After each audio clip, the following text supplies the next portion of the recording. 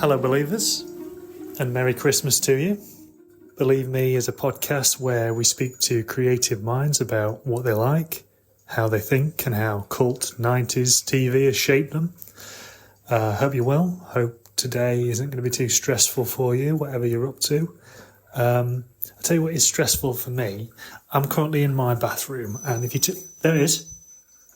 Hear that? There's something to do with the pipes, and that's not a Ghost Watch reference. But if I turn this tap on, there it goes. What on earth am I going to do about that? Call a plumber, you might say, but I can't get a tradesperson for love nor money because they're all working at the Leith Film Studios, and good luck to them, fantastic. But that doesn't help me, does it? Anyway, maybe I'll just go on YouTube and learn how to plumb myself, which is something I'm sure today's guest would appreciate because, they're all for ingenuity and taking on things on your own back. It's product designer, football coach, and my very good friend, Russ Brown. As Russ says on his own website, he is a product designer who writes about design and productivity and makes music. He ends with that short paragraph in his bio by saying that's it. But he's just being very modest there, and he's one of the most energetic and energising people I know. Shh, tap, quiet. Trying to record an intro. I've got the tap going on. The washing machine. There, look, didn't even touch it then. Oh, this is some sort of nightmare. Quiet.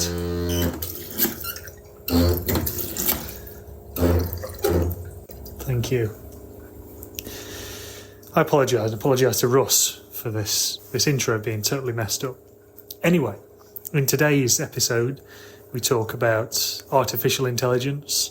There's some barely serviceable metaphors in there.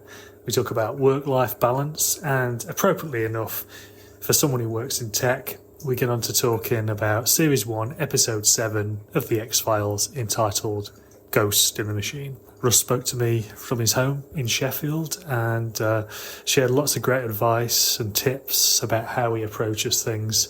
So I hope you get as much out of this chat as I did. If you enjoy the show, then do drop us a line at believemepod@gmail.com. It's been a difficult year, 2023.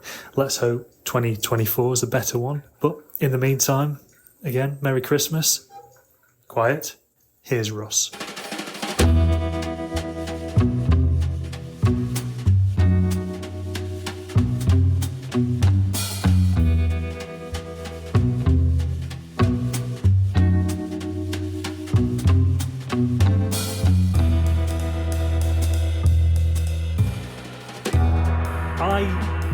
Sort of know what you do, ish, but I'd like to hear you explain what you do and how you've got into it and what you do of a day-to-day basis. Yeah, I struggle to explain this because people do ask me, at the wedding and stuff like that recently, people, you're not seen for a while, like, what is it that you do? And I should be better at communicating what it is, given that, that's kind of what I do anyway.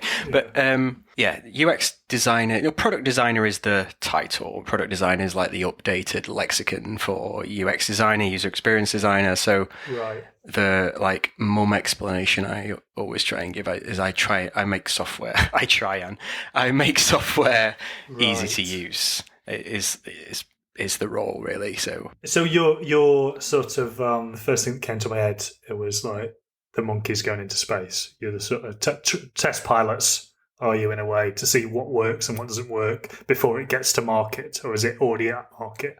No, I think we're more like the guys designing the shuttle, not the ones building it, not the smart people who are actually engineering it and figuring out, the capacity of the steel. We're more like the guy going, how rounded should that nose cone be, do you reckon? Yes. It looks quite nice. I'm being facetious about the design profession, but it's more in that kind of area of upfront design of how should this workflow work? How should we let the monkey get into the spaceship? How big's the monkey? That would be maybe a question. How big is this monkey? How big does the seat need to be? What does the monkey need to do on the way to wherever he's going? Probably need to figure out where he's going. That should be part of my job as well. Might even be involved in deciding where he's going. I'm really committed to this metaphor. No, I like it. I can see you in front of a whiteboard, just running through. What's that? That's the monkey. Monkey's not 6 foot, Russ. Oh, right, really? What? I mean, that's my job a lot. It's like, realising late down in the stage that actually it's not a 6 foot monkey, it's a 3'2" monkey, and he doesn't need that massive seat, or, he will actually defecate quite a lot throughout this journey. You've not built anything in for that. Those are kind of design, problems that I try and deal with on a day-to-day basis. And are you, how does it work in terms of managing other people then? Is it like different brains for different aspects of that you've got to sort of wrangle together, or are you more in charge of one side of the brain?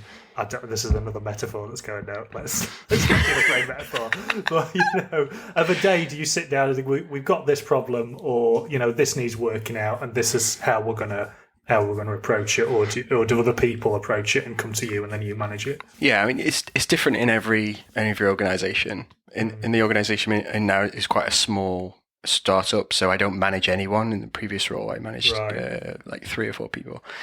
But this one, I just kind of manage myself. It's a small product team. Everyone kind of has a voice there, but it's kind of a founder-led company. So the decision about what we do next is quite strategic. It's quite kind of sensing about the market and what we kind of need to do next. AI, for instance, like a big thing. Like we need to position ourselves here. We need to have some features in this market.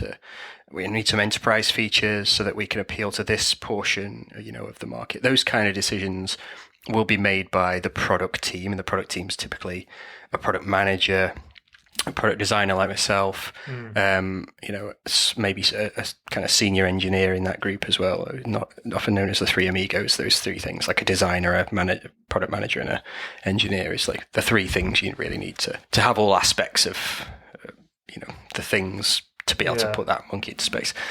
So, we can get onto this as we get into talking about the episode. But are you worried personally about AI? Are you excited about the challenges, or excited about working with it, or is it a kind of this existential threat that I keep hearing about from the right-wing media? Yeah, in its current form, it's certainly not an existential. It's an existential threat to reasonably interesting writing, it seems to me. Like it seems to be a way for someone who can't write to be able to write extremely bland copy limitlessly at the moment. I mean, it can do increasingly do a lot of other things. Am I worried about it?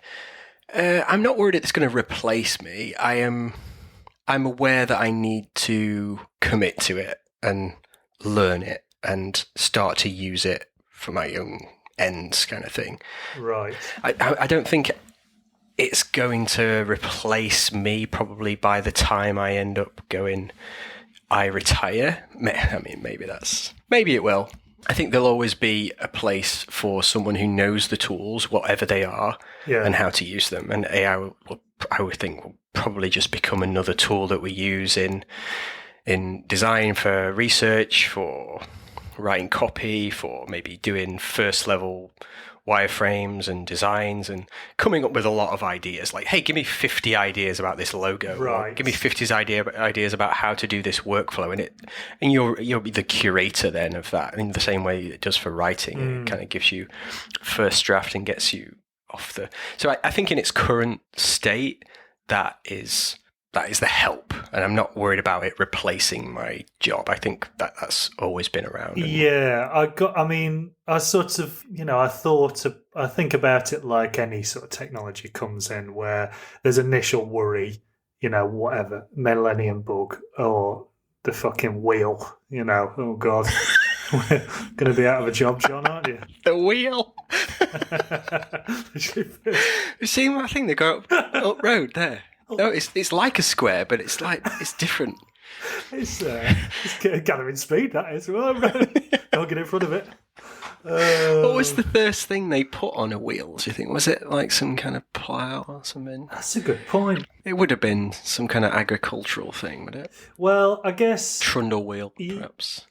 Yeah, maybe it was they were building the pyramids, moving stone with like the logs, weren't they? So it was probably. Oh yeah, I mean they were always around, really, weren't they? They just kind of. What if we had a little log?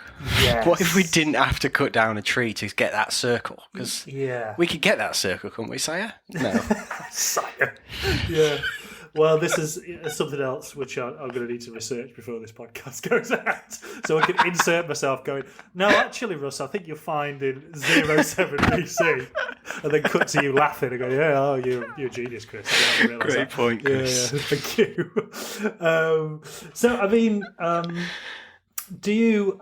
The job sounds like it is a creative job anyway, and requires a lot of your brain power going into it. But does it allow time for you to do stuff extracurricularly? I mean, are you making music? And I know you coach football, and there's lots of things that you still do. But how do you find that balance in that sort of time? Yeah, that word balance is the one, really. Like, I am an obsessive by nature. I kind of discovered in the latest stage of my life, and that can be really useful. I think I have a career because of that, because I was able to just get obsessed with the right things rather than the wrong things for once, and it kind of allowed me to have a career. But it does mean that the hardest thing for me to maintain is a balance, and that's not just balance between work and social life and being like a normal person with my family, or like having a side project or whatever that. If I am faintly interested in something, it kind of gains momentum. I become obsessed with getting better at that thing, and then I'm watching videos all the time on the toilet about it, and trying to improve, and that trying to maintain in a grown-up way that kind of balance of okay, I'm going to do that for half an hour a day. Yes, because that's that kind of habits and streaks thing is something that I really believe in and try and build into my life. Exercise helps me be creative. It helps me be better at my job. It helps me be happier and lifts my mood. I build that into my schedule and my life so that I don't think about doing it. And if I'm trying to do something, obviously I turn up for work every day, so that's built in already. So I'm making a little bit of music at the moment, and then what I'm trying to do is just make a beat a day, which might take me 15 minutes, might take me half an hour, might take me an hour. Yeah. Just if I get into something. But if I can tick that off in I have a little streaks thing on my phone, and I'll tap and see that, okay, I've built 7 streaks there. That is how I try, and I don't do this very well, how I try and manage that balance between things. I also try and journal a lot. Right. And just try bullet journal what I did in the day, because I like looking back on what I've done and find that kind of fuels what I'll do next. Have you always done that then? Because you did an economics degree, didn't you? Or do you do that for a year, and then what was your kind of thought process? You just thought, this is not for me, and it was pure fear. It was absolute terror at failing. I've thought about this, and it was only later in life that I'd realised, or was able to speak. Obviously, I always knew in the back of my head, but speak about what actually reason was that behind that decision. So, yeah, I did economics for the first year. I got a bad mark. I failed a module or something. I wrote an essay which was terrible because I'd not put any effort into it. I'd not done really for anything up to that point. I kind of coasted into there, and I think I just kind of panicked and thought, I can't do this. When actually, I think the lecturer was trying to go, well, no, this is not good enough, and try and shock me into it. Unfortunately, it was a bit too much too soon for me. I was like, well, I can't do it, and I switched to economics. Coasted through economics as a degree, didn't really get a lot out of it in terms academically, got a lot else out of it, and then just kind of stumbled around for 4 or 5 years, not really having a plan. Wait for the Home Office, earning nothing a year, the lowest paid you could possibly be as an adult male for quite a few years. And then I was going to go to London. I think I probably talked to you about this, sleeping on your floor, I think was my plan at one point. Right, okay. Then I just kind of got cold feet at that, going, well, I don't have a job. I have anything, and if I'm there with no money, I'm stuck. So I was like, okay, I'm just going to get a job up here. I got like a job, which was fine. I remember crying to my dad the day I got it, saying, I don't want to do it. And he was like, well, you got to get a job. so I was like, all right, sucked it up. Did that, managed to transition into the IT side of it, learned a bit of IT, and then kind of found web design. Right. And like making websites. And making websites back then was a pretty simple process. It's like learn HTML and CSS, and you can be a great web designer. Yeah. And that was the term back then, web designer, and that meant building them as well. Most people built them. And like learned that there's a whole subculture there of people sharing their work on the internet about how to build websites, how to design websites. And I just kind of fell into that and started doing things on the side, did a paid project, which made it a lot more real. Eventually got a web job there. I remember that was such a massive moment to think, on Monday, I get to go in and do this thing that I've been getting up at 4 a.m. every morning to teach myself how to. I don't have to get up at 4 a.m. anymore. I can just go to work and learn it on the job. I remember you telling me that you did that and just being sort of blown away by the commitment to it, and and then it must have just been so gratifying and satisfying to have done that and to felt validated in that, I guess. Yeah, and I think looking back on it, I could have done it earlier. I was way better than the other candidates at that point. I've later realised and been told, and I just waited too soon. I think that's a very, very common thing to think, isn't it? That you're not quite good enough. You can't do it yet. I'm just going to wait until I'm this good, or I wait till I've done this. Yeah. And actually, most of the time, just fucking have a go. And you. What I've kind of discovered is if you are not a complete dickhead, right, and you're actually all right, it's the sort of thing like genius versus competent and can tell a knob joke, you're all right. It's like, who you want? Do you want the genius who's going to make us all feel bad, or it's probably different in the world of tech, but certainly in the world of communications, it's a massive factor. I think people hire people that they just want to be. They don't say that in the job description, do they? But you hire people and go, I could see myself working with him. And you don't hire someone because it looks like they're a laugh. But if you're comparing one and another, and they're both a gamble, but it's just an interview, isn't it? It's just like half an hour chat with someone. You can't get into the essence of their being by chatting to someone. So you are really gambling, and you're like, oh, if this guy doesn't work out, at least I can talk to him. Yeah. At least he seems reasonable. And so I got that job, kept moving every couple of years, and got better and better, and transitioned into the design side of things. So at the time I was just building websites, right? And there weren't design and the places I was working at, there weren't design teams. There were just, you hired one person to do that lot. So at first I just made bad websites. I was just copying things I'd seen on the internet, trying to make them look like things. And eventually I got better and better at that. And the practice of design and building websites had exploded during that 5 or 6 years. Yeah. It became such a big thing to be able to code websites. Back end, front end code. Front end became extremely complicated with frameworks, and so I kind of had to pick one or the other. Pick design, and that meant I could do a lot more on the design side. I could do the research better. I could take more time with the design. I could understand and focus my kind of learning on one thing rather than trying to be this kind of jack of all trades, which was gratifying. I liked being able to be a coder. I kind of liked what that meant about me, but it would have limited me quite significantly, I think. Yeah, I guess it's good to have an overall kind of idea of the minutiae of other people's roles and how the whole thing works, but within that you find areas to concentrate on. So where are your ideas coming from then? When you sit down, you're presented with a problem. Take me through how your mind works and what influences are going into your head. I think it's different for different problems. Yeah. I think most of the time there's a lot of research on the internet. I spend a lot of time on the internet, so finding the trendy things that are happening on the internet and getting us as close to those kind of things is one thing to balance. Right.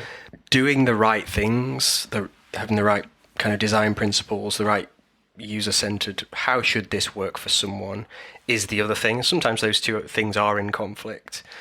And then what the capability are, what do we have a design system, so we'll have a kind of set of components that we've already built that we can use. So you're kind of mixing those three things, like what you'd really love to do, what the user wants you to do, and what components we kind of what's the art of the possible. Yeah, so you kind of it's not a purely creative role where sometimes you can go off and do a piece of UI design that is unencumbered, but a lot of the time it's a very constrained and technical task, a little bit like an architect kind of thing, right, where the drawings are very much based in reality and what can be done, and like, you know, calculating the structural load of this thing, that kind of thing. So in the same way that an architect is creative, I think a UX designer is creative. I think it's right. You can create something beautiful, but it has to be grounded in reality. Otherwise, it's kind of pointless. And at what point are you? Do you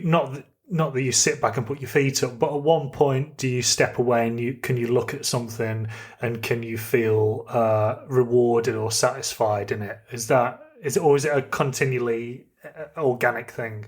Yeah, I think it is a continually organic thing. The stepping away is a big part of it in kind of the middle of a piece of work, right, where, you know, I tend to work in kind of 3-hour chunks, and that I'll get sat down at a desk at 9. I'll clear like the Slack admin or whatever for 10-15 minutes, and then I'll have a 3-hour chunk of work until I go exercise.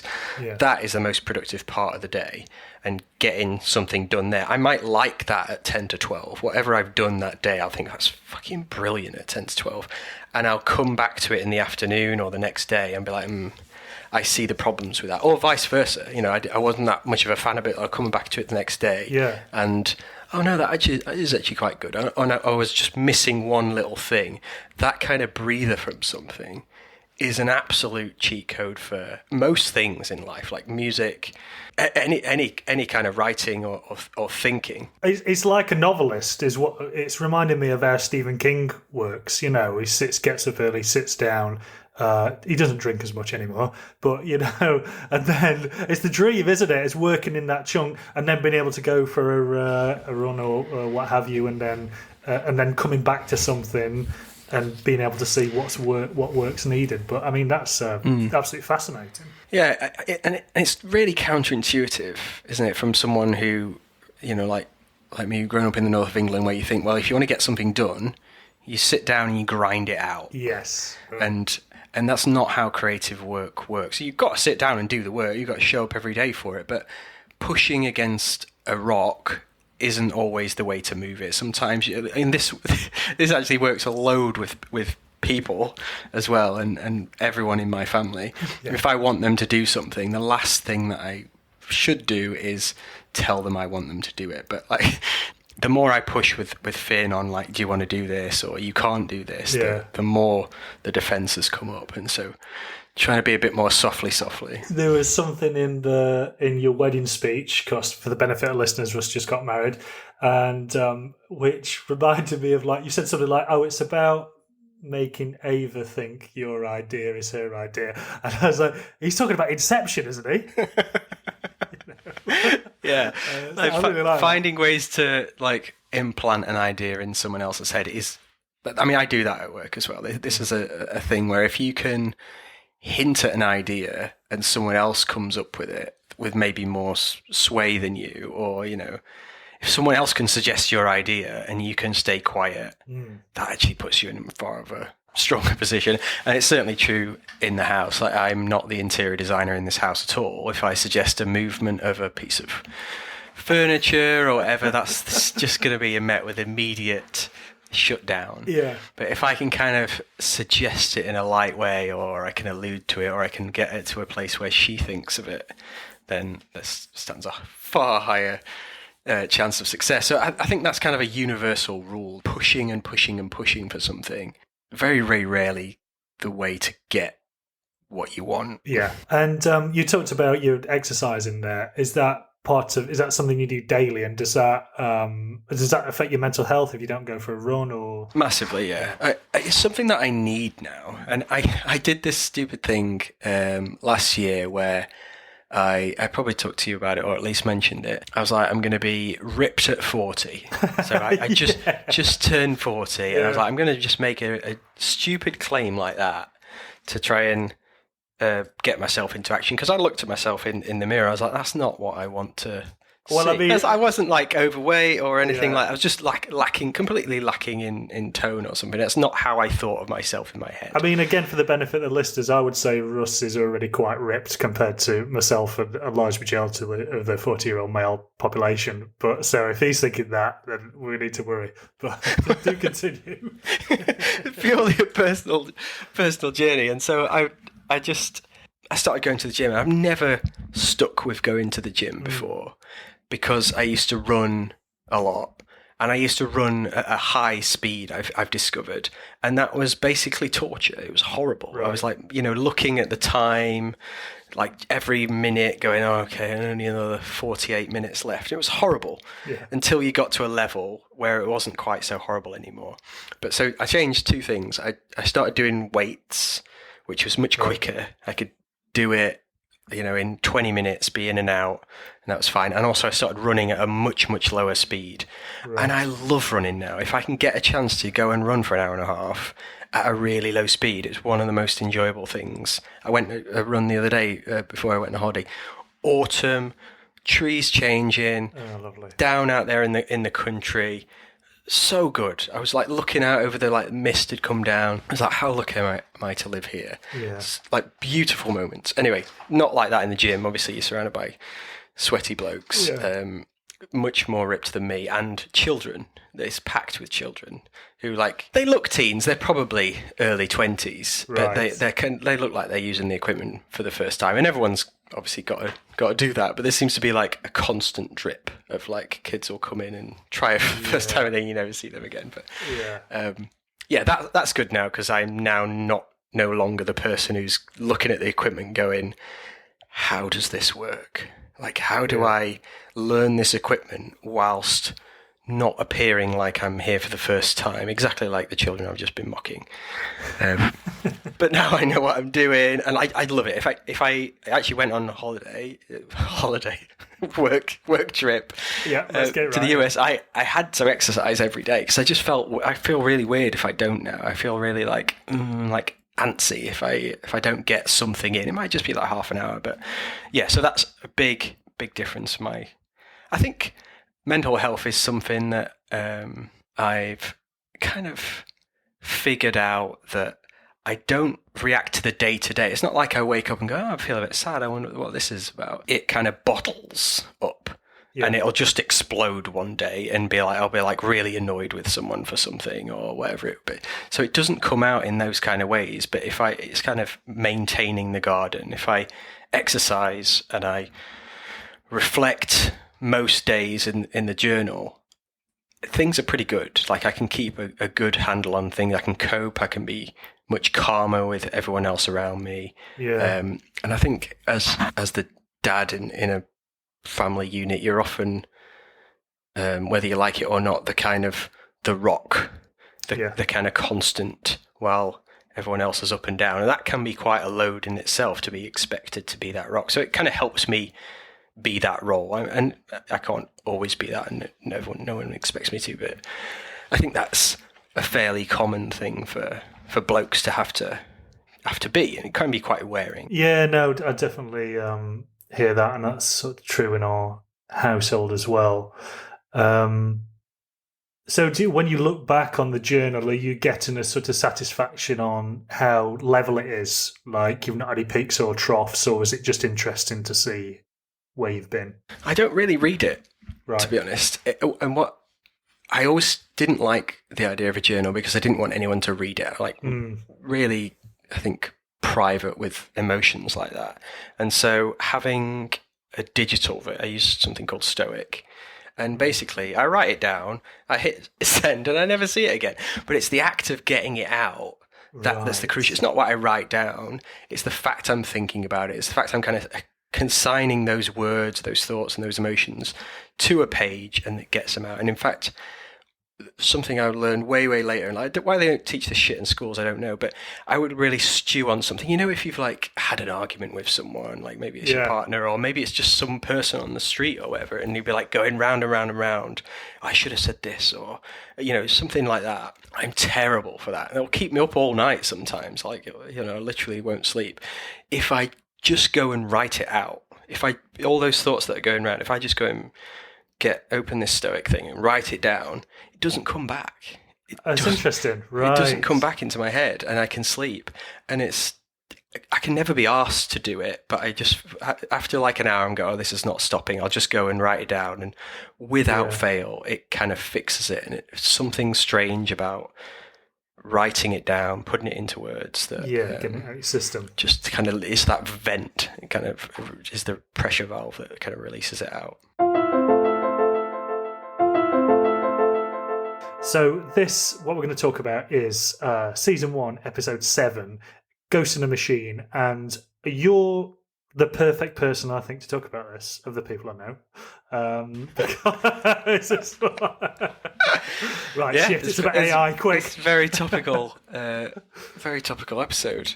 Did you watch it then? Because I don't remember really talking about it. I didn't. I never watched the X-Files because I hate scary stuff. Right. I was scared of the dark till way later than I should have been. Partly because my dad used to put all the scary films on, like the Twilight Zone we used to watch. And I was terrified of it. Right. So I was never like, let's watch some scary stuff. But having watched that episode, I'm like, well, this isn't scary. This is not at all scary. Yeah. But I guess that was a less scary episode. But it reminded me of, what struck me was like how bad TV is. Not that it was bad TV, but how obvious, how unsophisticated old TV looks. Right. Whatever age you're in. To me, that if someone said the X-Files, it's quite relatively modern. That happened. But looking at it, all the devices that they used and thing are kind of a little bit clunky, and it's really sometimes it's of its time, and sometimes it's progressive. And then I guess, you're right. Certainly, the look of this is. I mean, they do quite well in terms of how they light it. And I've said it in a previous episode that it's when they get to the effects. It's always a stumbling block because it's you can shoot it really nicely, you can spend time with the actors, and then you've got a glitchy computer screen that looks totally ridiculous, representing sentient AI. What was it called? The central operating system, old COS, with its little. It's expressive camera lens work there. Yeah. That would imagine if that would be the way that we kind of communicated with this sentient AI, just kind of by inferring what it meant by that little zoom of the camera. It's opened his iris. When it kills the guy, throws him against the ring, and he does that little like he's going just in his glasses or something. Yeah. File deleted. There was a few funny moments like that.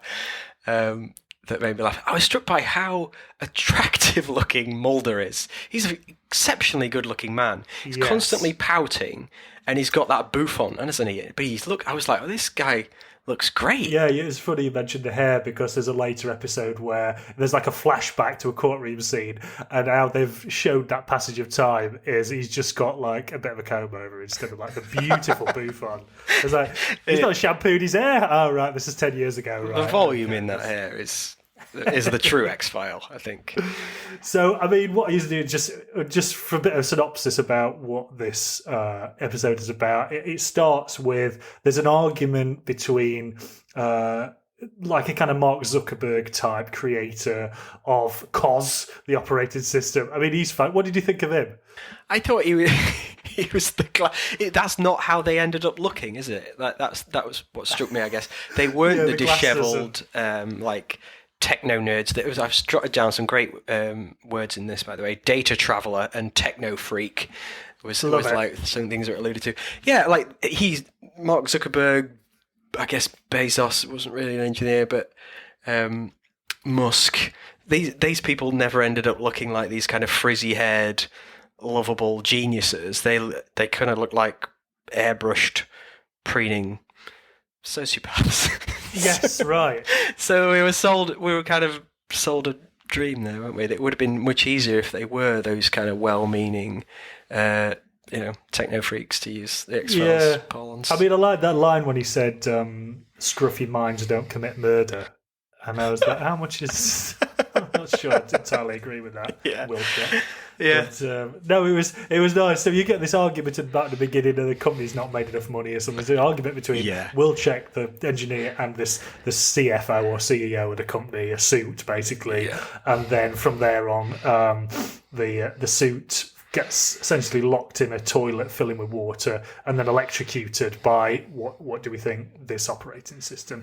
So it's kind of, it's X-Files answer to 2001. So it's HAL. It's like the HAL 9000. And they do that with a lot of the episodes. It's like X-Files take on The Thing. X-Files take on vampires. And this particular episode, I mean, by their own admission, the writers admitted that they don't know anything about tech or computers. And I think that probably does. They nailed the central problem, I think, which is, what happens when a technology like that is not in the hands of people who can wield it in the best interests of humanity? They're just wielding it in the interests of like profit. And I think that's acting out right now. Everyone's kind of talking about regulation and with AI, but no one's doing it. And it's really a sprint to market, for market share and for eyeballs and for users to be using it. So there's no incentive to do it properly. There's no incentive to be careful. All the incentives are stacked the opposite side. So I think that is quite prescient. Is that the word? Prescient. Prescient, yeah. That idea that it would come down to that, because you've probably got a handful of AI companies right now that are working on things that are totally secretive, that governments don't know about, won't be able to regulate, won't be able to understand, even if they were exposed to it. That's a big problem. Yeah, because I thought the reintroduction of the kind of his name's Deep Throat, the kind of government informant. I mean, they should have changed that. Because he tends to show up in the Alien episodes. Like there's the overarching narrative of the aliens and what they are, and they've abducted Mulder's sister. He usually turns up to talk about that. So it was odd to see him in there, but obviously it would be incredibly of interest to the US government. A piece of artificial intelligence like this. So I kind of saw why he rocked up in the end. And I wonder, right now, how much government is on top of this? I mean, a Chinese government surely is on this. I wonder how much the US government has a better AI algorithm. I know they're using it in theatre of war already to kind of improve targeting of missiles and stuff like that. But all the bits are there. Like the robots are good enough to stick a gun in the round and get them out on the field. The mapping and the targeting is enough to tell them where they are. And increasingly, the decision making, or at least facsimile of decision making, can be deployed on them. So we have all the bits for a Terminator. Yeah, right. I'm not suggesting that's where the threat of AI will come from, but it's available, and the actual Terminator, like releasing that on the internet, all the bits are there. So I think I don't know where it's going to go. It could just be a benign thing that improves the copy we write and helps us write more engaging LinkedIn posts. Sure. Or it could be deployed to counter-offensive against a bridge. Yeah, quite. All I know is I'm not taking the lifts. As soon as that guy got in the lift, I'm like, what are you doing? Absolutely love it. Yeah, I mean, to be honest, he asked for it, really. You've seen the camera there. He did. And also, when the lift goes down, it falls, he goes to the side. And, I'm not a physics professor, but when something goes down, he would have been thrown up there, wouldn't he? And it seemed like he was pinned to the floor, like it was firing him out like a kind of Willy Wonka and the Chocolate Factory vibe, where it's just going to catapult this lift out into space, which would have been great. So he absolutely does some fantastic lift acting. And are we going to see? What are we going to see? Are we going to see him mangled at the bottom of the lift shaft? No, it's just going to cut. The camera's going to cut. Fine. No. Fair play. Yeah, when it shows you hit the ground, and he just kind of goes, oh, and then he's bumped his head. He would have been absolutely obliterated, wouldn't he? Been 30 stories down. I mean, to be honest, Mulder don't look too sad about it, because as his ex-partner, he'd ripped off quite a lot of Mulder's profile and ideas. Oh, he did, didn't he? He wasn't happy about that, yeah. Yeah, so I quite like, there's always a couple of strands going off in X-Files episodes, and that appears to be one, and it's like, what is it telling us about Mulder's character? And, it doesn't go too deep into it, but I quite like that. And also, ordinarily, Mulder would be like, well, we're not killing this, like, B stuff. He's very like, no, this is interesting. We don't want to go. This animal's just ravaged about 10 people. But hang on a minute, it's an interesting cryptozoological creature. So let's not. It's fascinating. Let's not confine it to a prison or something like that. But he's very quick to go, we need to pull the plug on this. Yeah, he's. There's like a brief moment where someone's saying, "Now it's definitely dead." And he kind of looks up into the middle distance, like he's contemplating a little bit of what he's done. But then, of course, at the end, it flickers to life, doesn't it? Like, I don't know how that necessarily works. Maybe they use the magical like tech TV word subroutine. As soon as you say subroutine, you can just take that as it's just some special subroutine, isn't it? That makes perfect sense. But no, I guess you've got also in this sort of crowbarring Scully writing some reports. That's kind of that was good. Sort of filler, really filler, isn't it? I liked the full screen thingy. She used a great word, field journal. I wrote that down. I was like, I want to have a field journal. I'm going to call my journal a field journal. And when it started rewriting her journal, I was like, that's poor form. I thought, the amount of time they had to tell that story is incredibly short. And I was watching it on 4D, so by the second ad break, the setup had been complete. Yeah. And it was really just a case of like the chase to kill it. Yeah. For the next 20 minutes, which was less interesting, right? You knew they were going to do it and that kind of thing. But that first 20 minutes, they packed a lot in there. Why it was happening, who it was happening to. They figured out who it actually was. Yeah, they do. They do well to crack all that in. I mean, will you? Has it sort of encouraged you to watch some more episodes of the X-Files? Do you think? I think it has. Yeah, I think. I'm surprised. Is that season 1? This is season 1. What's happened? Yeah. What's happened to Mulder before? Because there was an illusion that he was. Like Scully was like, "Are you okay? Are you sure you're okay? Something's bad's happened to you. I don't think you've realised how much it affected you." I was like, "What's happened?" Yeah, I thought that was odd as well, and I couldn't really put my finger on what she was referring to, other than the last 15 episodes of him nearly being abducted by aliens, seeing a stretchy man, like everything which would cause you to have post-traumatic stress, in real life. But I don't think there was anything particularly, apart from one of his mates dying, that kind of really stood out. So I think it's very easy to catch up. And like I said, they're only 45 minutes episodes, but we've got a long way to go with this. 218 episodes, films. So I'll see you again in like 4 years' time when we get to the last season, and we could maybe catch up again. Yeah, but I'll keep. It's on. Yeah, I'll keep looking at them and I might even dip back into the Twilight Zone. Yeah. It made me think maybe that wasn't as bad as I remember. So, do you think? I know you mentioned the being afraid of the dark. Do you believe in any of this stuff? No. Right. Unequivocally no. But it doesn't stop my imagination, and this is what I always tell the kids. I was like, it's fine to be scared, and actually. Most people who are scared, it's because you can imagine something terrible happening. Right. People devoid of imagination. I think if you're not scared of something, that's a real lack of imagination, probably. If you can't imagine how this thing can hurt you, then think harder. Do Just lastly, what have you seen recently that you've liked? It can be anything. Could be art, culture, read. Does it have to be new? No, anything at all. No. I watched a few films on the plane which I couldn't finish. Tried to watch 65. Oh, and watched yeah. 20 minutes of that, and I was like, this is not Jurassic Park in space. This is doing a disservice to both Jurassic Park and space. Yes, yeah, totally hear you on that one. It's just, it's not imaginative enough as they should have just set it on Earth rather than you've made him an alien. You made Adam Driver an alien from another planet, crash landing on Earth, but you've not really been imaginative about what the possibilities are for that alien. It's like, why don't you just do time travel or something? Yeah, that's it. It was just like, what? So he's not a human, but he looks exactly like a human. He speaks English.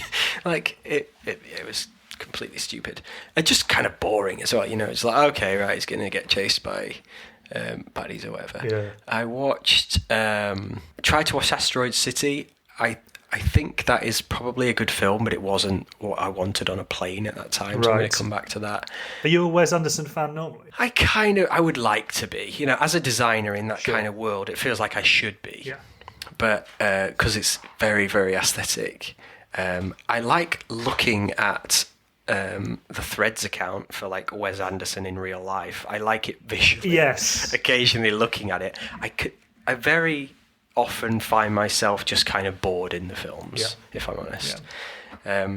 And then I watched Cocaine Bear. Oh, I've not seen it. How's that? It's not what I thought. I was literally the last hour of the thing. I was like, I'll just stick this crap on. And I was like, oh, all right, it's not what I thought at all. And it was just, when it's not what it says on the tin in a really, really good way. Is it more a comedy then, or is it like sort of looks like a kind of It's not a ha-ha comedy, right. but it's like a nod and a wink kind of like, not quite silly, but yeah, it's a little bit subversive and like, it's not what it purports to be. I think it's not as dumb as it's kind of pretends to be. It's quite a fun little film, but like I didn't watch the whole of it. That's fair. So yeah, those are the most recent things I've almost finished. Is there anything else you want to say, or you want to clarify? For the tape. Yeah. Believe Me is written and edited by me, Chris Boyd, with production support from Steve Marshall. The music is by Johnny Boyle, and our logo is by Russ Brown. See you out there next time.